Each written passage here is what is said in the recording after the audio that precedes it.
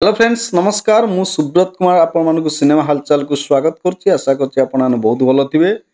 आजिर video रे हम discussion करिबा एबे मुक्ति लाभ करछि आज 3 तारीख। आज मुक्ति लाभ कला आपण मानकर आगो धाड़ी रो चर्चित नायिका वर्षा मैडम को फिल्म वाइफ फिल्म आज केते टंगा बॉक्स ऑफिस कलेक्शन करिछि यार रिपोर्ट जानिया पूर्वर आपण मानक मु गोटे रिक्वेस्ट करी जदि मो चैनल को प्रथम थर पर विजिट करछंती ताले गोटे लाइक शेयर सब्सक्राइब करिया पे भूलिबे नाही।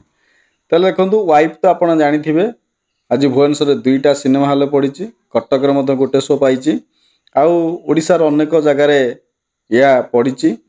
किंतु सबटा बड़ कथा होछि वाइफ फिल्म टी लोक मान को केते आकर्षण कला, केते लोक मान आकर्षित करि पारछि, यार रेटिंग केते आसीछि कौन कर जानापी निहाती भाव चेष्टा करुवे। देखु कौन कहवा सत कहवा ना मिछ कहवा कारण बॉक्स ऑफिस रिपोर्टा कौन कौच आपने देखी नियंतु।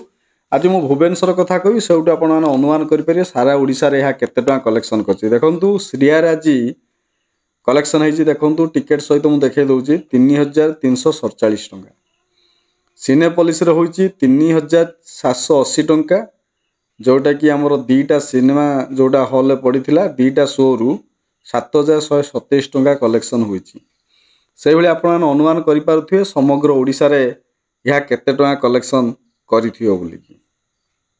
किंतु कर्म मूवी प्रथम दिन बॉक्स ऑफिस कलेक्शन 37 लाख रु अधिक टंका करिथिला। किंतु किछि लोक माने कहंती कि आगु बहुत लोक कहिसंती जे अनुभव महांतींकर जेतक फिल्म सुपर डुपर हिट होती केवल वर्षा मैडम होती। देखंतु फिल्म रो कॉन्सेप्ट सहित माने स्टार पावर रहा दरकार, दम रहिले फिल्म टा आगु जाए।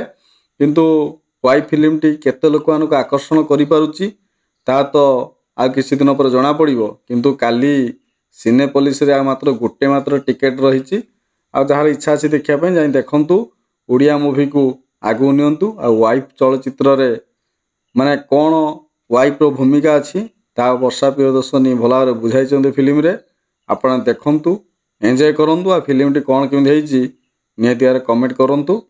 आउ आशा करी कि आज वीडियो टी बहुत भल लागथियो, लाइक करिवे शेयर करिवे। रहुछि नमस्कार।